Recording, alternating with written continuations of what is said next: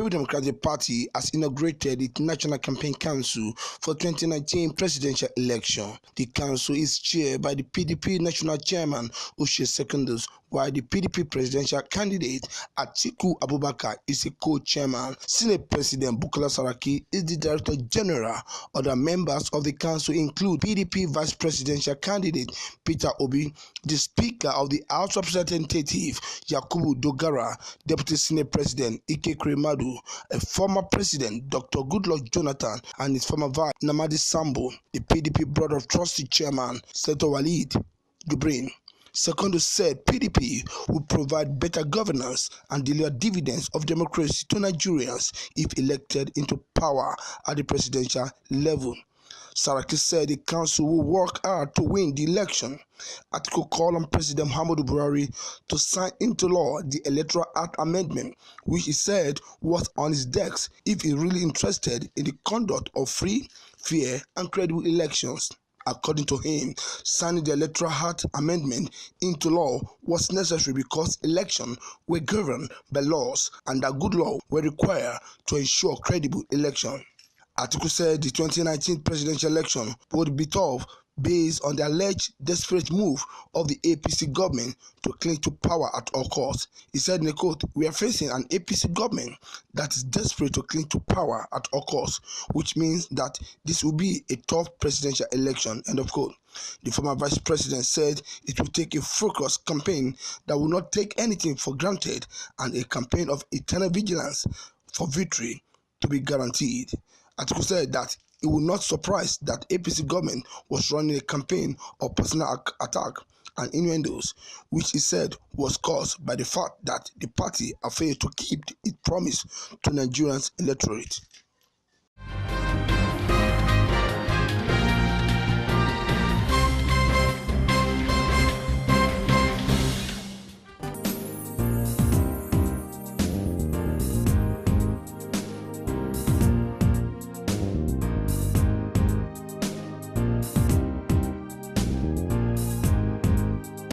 The Senate Committee on Foreign and Local Debt is set to investigate Kogi State Governor over application for loan to tune of 180 billion naira without due process. This decision was reached after deliberation on the point of order raised by Kogi West Senator Dino Melai during the plenary. In the point of order, Melai says the loan, which has 15 years repayment plan, is increasing the debt profile of the state, which owes salaries of civil servants running into several months. Mr. President, the import of my motion this morning is that while we are owing, the governor of Kogi State is owing 40 billion local debt. He is seeking for a loan of 180 billion to finance local debt. He wants to borrow to pay borrowed money. Even if he wants to consolidate our debt and pay, he should be borrowing exactly what we are owing. How can the state be owing 40 billion and you want to take a loan of 180 billion for 15 years, Mr. President? And they called it debt refinancing because they want to avoid coming to the National Assembly for approval as enshrined in our laws. This matter was never raised in the State House of Assembly. It was not approved by Kogi State House of Assembly, and yet they want to illegally look for money to fund elections and create mayhem in Kogi State. Supporting the motion, fellow Kogi Senator Atai Aidoko urged the Senate to take a drastic step to stop the Kogi State Governor, Jayo Bello, from accessing the loan. President, it is simply unacceptable for us, first as indigents and citizens of Kogi State, to accept this sleaze, this illegal and this arbitrary borrowing. And Mr. President, it is also unacceptable as senators of the Federal Republic of Nigeria to allow this kind of situation to continue, for people to have their way in taking arbitrary decisions on behalf of the people. Mr. President, this is a state that has received so much money in bailout funds and in parish club allocations to the state. This is a state that is owing between 12 months and 18 months, despite all the allocations that have come to the state. Mr. President, there's no capital project going on in Kogi State. Where is this money going to? No salaries is being paid. Mr. President, there are rules. There's no law that allows a government or a governor to borrow 500 million without recourse to the National Assembly. Whatever name or whatever means that is being adopted, Mr. President, this is unacceptable. We cannot allow the law to continue to be broken. Ruling on the matter, the Senate President Bukola Saraki mandated the Committee on Local and Foreign Debt to investigate the allegation and report back within 48 hours. And foreign that can establish the status of these issues, because until now they are just, will I say, they are comments and allegations, but we must first establish whether these issues. So we must refer it to the Committee on Local Government and are supposed to set up an ad hoc committee and give that committee maximum 48 hours to report back to here and establish, one, whether these laws have been taken, two, the process which they have been taken, and three, that such actions should be suspended until we establish that this is so. I think this will be a better approach than for us to go to an ad hoc committee. But let us allow our committees, standing committees, if Senator, I will amend your prayer to allow our standing committee to establish the status of the points you raised. Meanwhile, the Senate has also ordered its Committee on Marine Transport to investigate the Nigerian Port Authority over the sum of 177 billion naira operational surplus still unaccounted for, following a motion by Senator Mohammed Azan. One of such was that NPA recorded a gross revenue of 303 billion naira. Meanwhile, its expenditure for that year was 125 billion naira. Therefore, there was 177 billion naira operating surplus that was recorded by Nigerian Ports Authority. Not a single dime was reported to have been remitted either to the Consolidated Revenue Fund or to the General Reserve Fund. We made these fundamental observations. I raised this with the management of Ports Authority. Till today, 6 months, we have not had anything from Ports Authority. So the question is, where is this 177 billion? It has not been reported. 7 months after, we have not heard from the committee, we have not heard from the management.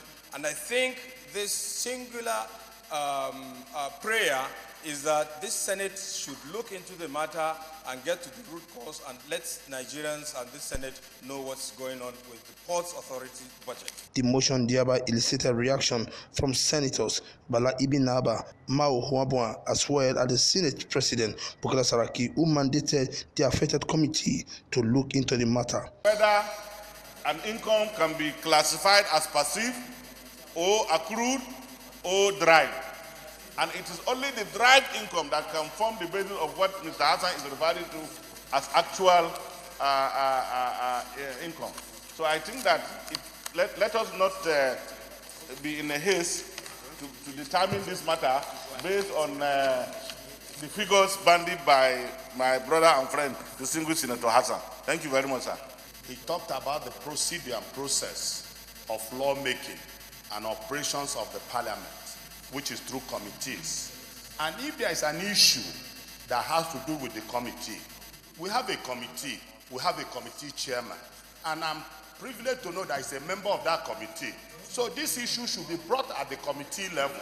Then it's the committee that will bring it up, not an individual. I think we should do things rightly. I believe that is the right way to go. Thank you, Mr. President. As you say, Chairman has already planned for the committee to sit.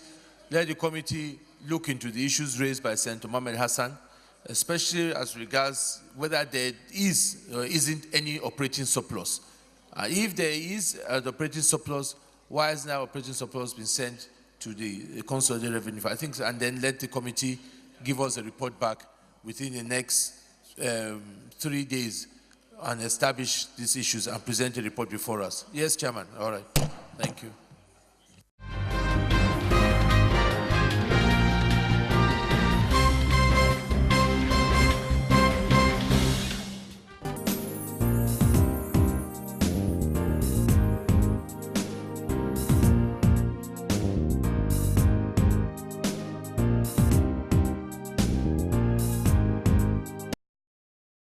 Nigerian government has approved a data center to enable the Nigerian Immigration Service to store the biometric data of all passport holders in the country. The facility will also serve as the command and control center of the Immigration Service. Speaking during the groundbreaking ceremony of the facility at the Immigration Headquarters in Abuja, the Minister of Interior, Abdulrahman Dambazao, explained that the project had been approved by the Federal Executive Council. But I want to emphasize here that it is not just the construction of the building, but what happens after the construction. All these efforts are geared towards ensuring that we give the best services to Nigerians. As we are all aware, Nigerian Immigration Service is saddled with border management and security. And this is very, very important, especially now that the world has challenges in terms of cross-border criminal activities, including terrorism. We must ensure that we make the best use of it. This is an opportunity to bring all the data that have been in silos with different service providers. The minister frowned at the recent complaints by Nigerians over the treatment given to them by immigration officers at the nation's airport, noting that federal government will take drastic decision against any court officer. Let me seize the opportunity to mention here that, particularly to the hearing of you senior officers, we've been getting a lot of complaints, particularly at the point of entries in the airports, whereby some of your staff at the airport are engaged in acts that are unbecoming of your service. This is a note of warning that nobody is going to tolerate that from anybody. You are there to serve Nigerians, and you must deliver those services. We are doing everything possible in terms of bringing out the right policies and in ensuring that those policies are implemented on time. So it is for you to ensure that those services are delivered in their quality and at the right time. Nobody should be inconvenienced because you are paid to do your job. Earlier, the Controller General of Immigration, Mohammed Babandede, in his address, said the facility, dubbed Technology Building, would reduce man-hour operation and enhance e-administration of work, real-time intervention, processes, and service delivery. The fundamental rationales behind the construction of the Technology Building is to provide a modern, befitting facility for the harmonization of various databases of the Nigerian Immigration Service. The large catches of data generated daily from our operations in Nigeria and abroad through issuance of e-passport, residence permit, visas, and other facilities are to be warehoused in such a way as to enable more effective and efficient control in furtherance of national security. In a nutshell, the Technology Building will be a one-stop shop for data management by the service, while also providing veritable platform for sharing of such data in appropriate circumstances with the relevant security and law enforcement agencies. In Abuja, LM Chukwemeka reports.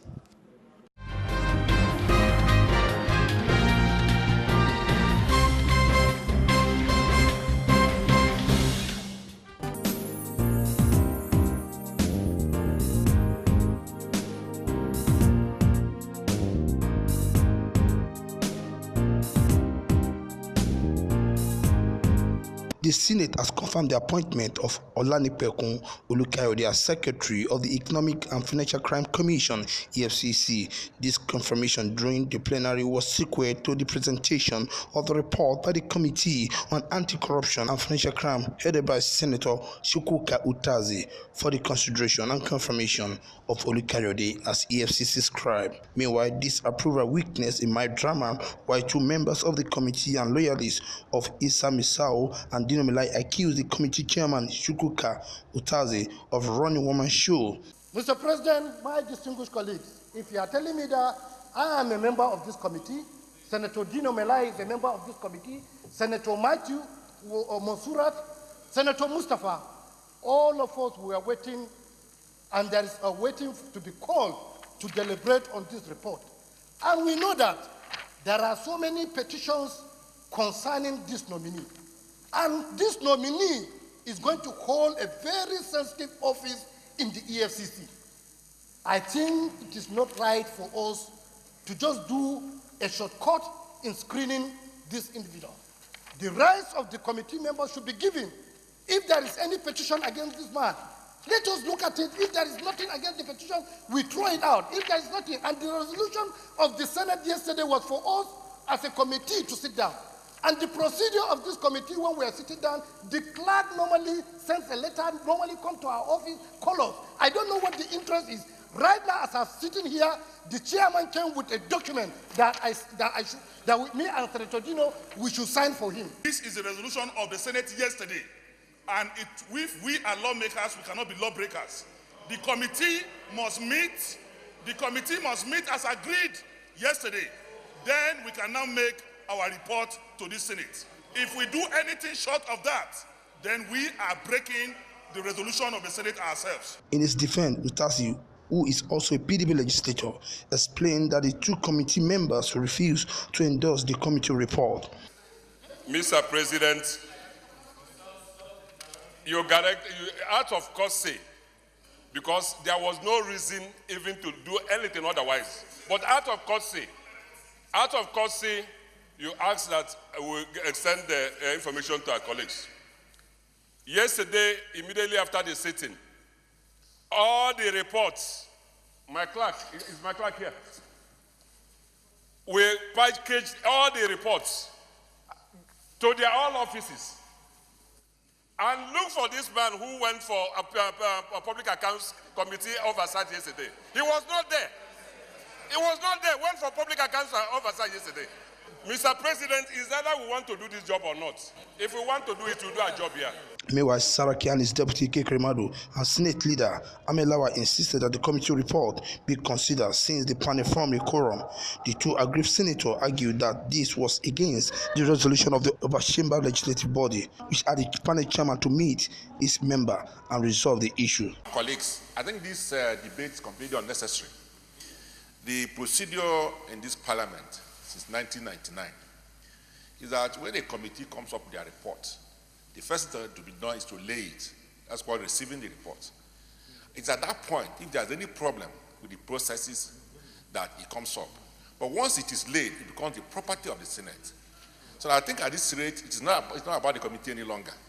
What we need to do at this point, sir, is for the debate, for the report to be discussed, and then you put the question, and everybody will vote the way he wants.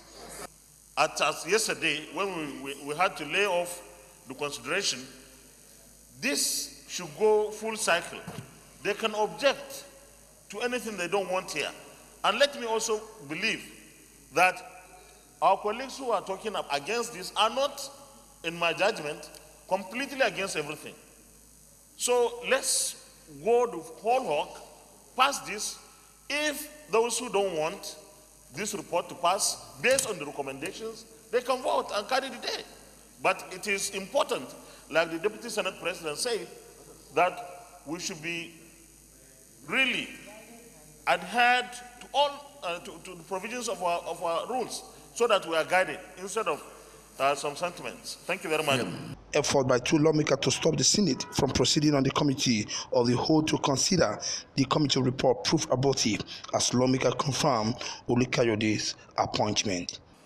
Distinguished colleagues, the Senate and the Committee of the Whole considered the report of the Committee on Anti-Corruption and Financial Crimes On the screening of Mr. President's nominee for appointment as Secretary of the Economic and Financial Crimes Commission, I approve that the nomination of Olani Bekun Olukayode Esquire as Secretary of the Economic and Financial Crimes Commission. Is this a true reflection of what transpired in the Committee of the Whole? Will the Senate confirm the nomination of Olaneko Olukayode Esquire, Secretary of the Economic Financial Crimes Commission? Those in favor say aye. Those against say nay. The ayes have it. The nomination of Olaneko Olukayode Esquire is hereby confirmed as Secretary of the Economic and Financial Crimes Commission.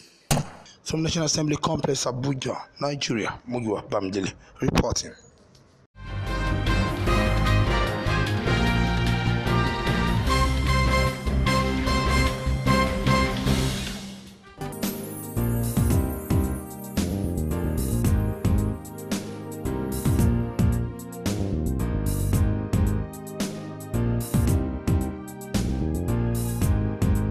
A non-governmental organization under the aegis of Peace Ambassador Agency has advised Nigerian youth to shun violence and promote things that will enhance peace in the country.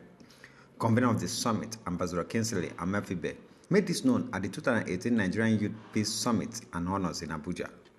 He said the association is geared towards the promotion of peaceful coexistence among Nigerians, with special emphasis on the Nigerian youth through summit. Without doubt, elections here are defining moments for us as a nation. And it presents us with the opportunity to choose leaders who will lead us and either make marks the social economy, infrastructural, and political existence of our beloved country. As much as every Nigerian of voting age is a stakeholder in peace building and maintaining process, especially during election period, the Nigerian youth constitute a majority percent of Nigerian voting population, about 75% of the entire population of Nigeria, and intensely the most active.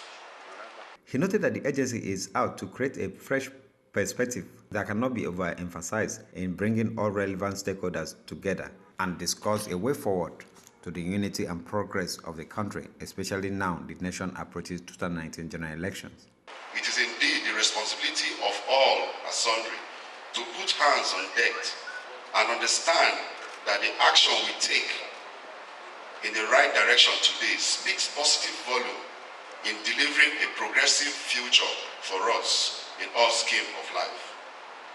The Peace Ambassador Agency is therefore poised to create fresh perspectives that cannot be overemphasized in bringing all relevant stakeholders together and issues and ultimate charting a way forward for the unity and progress of our beloved dear nation Nigeria, especially as we approach the 2019 elections. Participants at the event said youth have a role to play in nation building and should be encouraged to do so. That youth, it is time for us to actually get involved. But our involvement, the question is, what do you know? What are you willing to contribute in this particular space and time? It is important that we understand that what you do not know, you cannot give. Do you agree? Now elections are going to come and people will start bringing manifesto. It is time for us to start looking at this manifesto and then ask ourselves, what would help us leapfrog from where we are to the next? It doesn't mean that you youth should be scared to use your voice. No, know your rights, speak up. Speak on what you believe. Yes, we're all seeing what is happening and we think our opinions don't count. Our opinions do count. The summit has the theme, the role of the Nigerian youth, media houses, security agencies, and religious leaders in the 2019 elections. In Abuja, LM Chukwuemeka reports.